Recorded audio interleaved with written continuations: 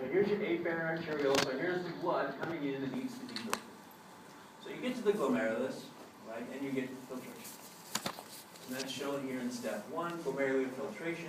The plasma, keep in mind, so obviously the red blood cells are staying behind, but the plasma then goes into the renal tubular system. Then you have your efferent arteriole, and here's that paratubular capillary system, where you can see that the capillaries come in close contact with the renal tubular system. Now you got a couple of after filtration. Keep in mind, if nothing else happens, the substances that get filtered, you're going to beat them out. A couple more things happen. One is step 2, tubular secretion. You see this, there are some substances you really don't want. So you filter them and you secrete them. By secrete them, I mean you have a mechanism, transporters, lining the blood vessel where you take that substance and you force more of it into the renal tubular system to be excreted. Now you also have what's called reabsorption. Some of the stuff that you filtered in, you're going to want to keep. So you're going to reabsorb it. And that would be step 3. It's really not too complicated, right? So we'll spend a lot of the rest of the time just focusing in on this overall process. But why do this? It is kind of, seems unnecessary in a way, right? Why would you filter and then you reabsorb? Would it be easier to just filter it in the first place and be done with it? Basically, this gives you a lot of control. One thing you want to make sure you do is get rid of the waste products. So to do that, you're going to need a high filtration rate. So basically, you dump a lot. You filter a lot of fluid into the renal tubular system. Now, one reason that that tubular system is so long is that gives you a lot of surface area then to control what, fine-tune that filtrate. So you can reabsorb most of it, and you can even secrete additional substances. So ultimately, this process gives you a lot of control.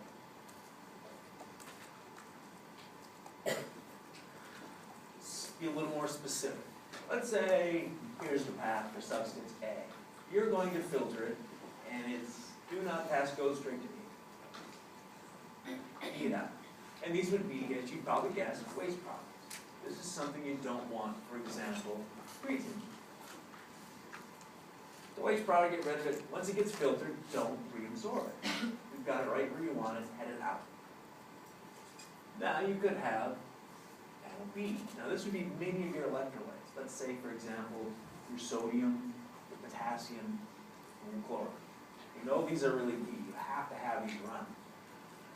Those get filtered in massive amounts.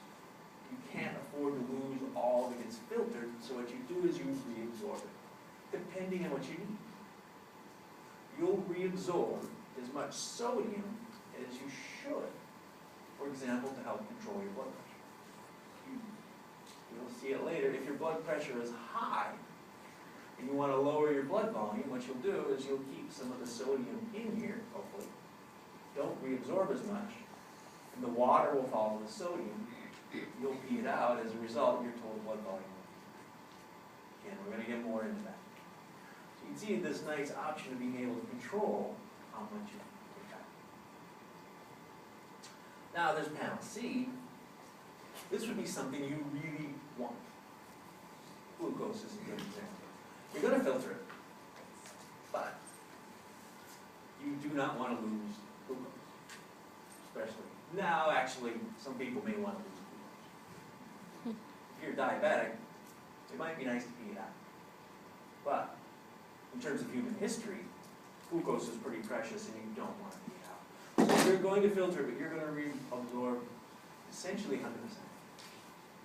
Now, if we have time, we'll get into it. One of the newest diabetic drugs, maybe going to hit the market soon for type 2 diabetes, works right here, so that you don't reabsorb as much glucose. Once we go over this process, how this works, we'll talk about it. Now, another substance, this is panel D, your substance D. Now, this is something you really, really don't want.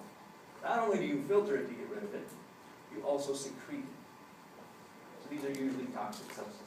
Actually, a lot of times drugs do this. Now, they could be the drugs used for recreation, or they could be the drugs used to make you this could be bad, right?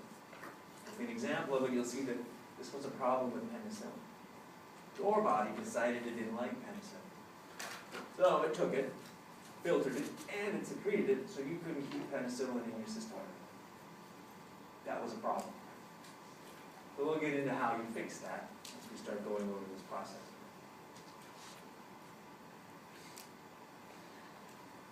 All right, let's go back and let's just focus on filtering.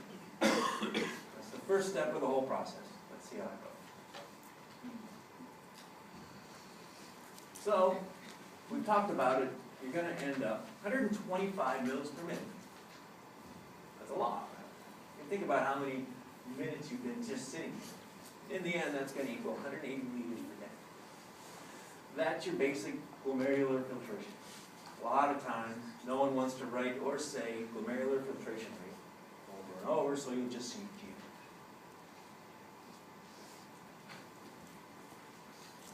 This is, remember we went over Starling forces? Capillary filtration. It's very similar. We're going to get into that. I changed your picture a little bit because you're hard to see that other picture that was posted on the slide. So we'll take a closer look at it. Remember, in capillary filtration, we have absorption or filtration. And in this case, we want filtration. So we want plasma to leave the capillaries and go out into Bowman's capsule. So you can see to facilitate that, it's not your simple capillary. Remember, your normal capillary just has little pores in it. This has big slits in it. You're going to get 180 liters through per day. You're going to need to make capillary filtration a little more efficient than what typically happens in your normal capillary. So you get slits and very large pores. Key thing though, these are actually very large pores, not large enough, blood cells don't make it.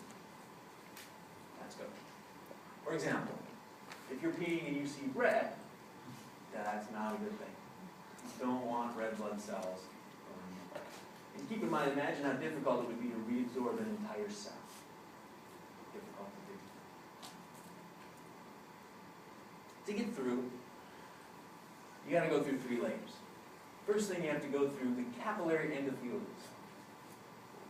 Makes sense, right? That's your blood capillary. So you've got an endothelial cell. Then there's a basement membrane. You also have an additional epithelial cell, right, that you have to get through. And in it, that's where these slits are. Key thing on this, they're very large. One problem you have, red blood cells can't go through, but your proteins could. Again, you don't want that. If you ever go to the doctor and there's protein inside your urine, that's a problem. That would mean something's wrong here, possibly. Because proteins shouldn't get filtered. But the slits are so big that proteins, like albumin, could make it through. So what happens is, there's negative charges on these slits. And it turns out most of your blood proteins have negative charges. So, because the charges repel each other, most of your proteins don't. Now, I want to bring that up because the proteins, remember the courses that control filtration of the capillaries, osmotic pressure is one of them, right? So the protein staying behind in the blood does have an osmotic effect on the kidneys. Don't worry, we'll see that. So before we take our break, let's go back and look at, you guys remember Starling forces? This will be on the exam next week. So the Starling forces govern the flow of fluid across capillaries. Anyone remember what one of them is? Just one.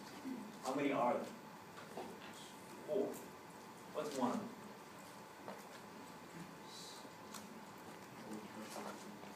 Think back. You're really going to have to know this next week at this time. Does hydrostatic pressure sound familiar? Osmotic pressure? No. Really, you have 2 pressures. Hydrostatic and osmotic. But you've got 2 sides.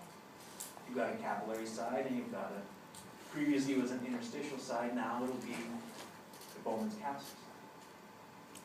So you have a hydrostatic pressure on both the capillary and Bowman's capsule. Right? So in hydrostatic pressure, remember, this is just fluid pressure or blood pressure. So inside the capillaries of the glomerulus, you have a certain fluid pressure, hydrostatic pressure. Of course, in Bowman's capsule, you also have fluid pressure. And the osmotic pressure, you're going to have that inside the capillaries. And you're going to have it inside Bowman's capsule. Now, fortunately, that's no different than how we use these pressures to discuss fluid flow across your systemic capillary. And they work in exactly the same way. Now, the total numbers are going to be slightly different. The mind is a very special capillary system. So how about we'll take a break, and we'll come back and go over the fluid flow, capillary exchange across these.